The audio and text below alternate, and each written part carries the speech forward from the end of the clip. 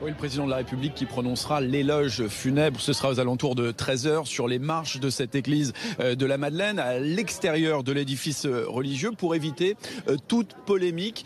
Éloge court, indiquait un communiqué de l'Élysée il y a quelques jours. Alors on verra si c'est le cas. Mercredi, dans les rues d'Alger, lors de sa première réaction publique, Emmanuel Macron avait déclaré « Il faut des héros pour qu'un pays soit grand ». Johnny Hallyday faisait partie des héros français. À titre personnel, il avait dit que Johnny allait beaucoup lui manquer.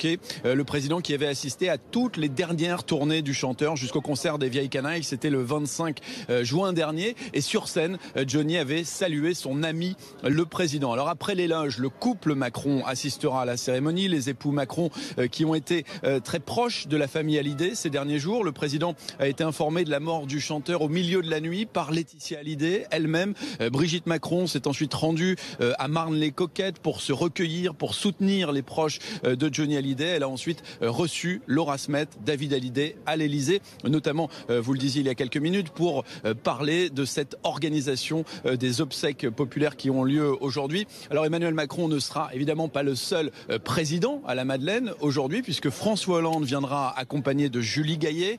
Nicolas Sarkozy sera également accompagné de Carla Bruni, le couple Sarkozy qui était proche de Johnny Hallyday. Jean-Pierre Raffarin, ancien Premier ministre, fan de Johnny. Édouard Philippe, l'actuel Premier ministre. Gérard Collomb, le ministre de l'Intérieur. Gérard Larcher, le président de l'Assemblée nationale. Anne Hidalgo, Jack Lang et beaucoup d'autres. Une cinquantaine de parlementaires seront présents tout à l'heure pour assister à ces obsèques.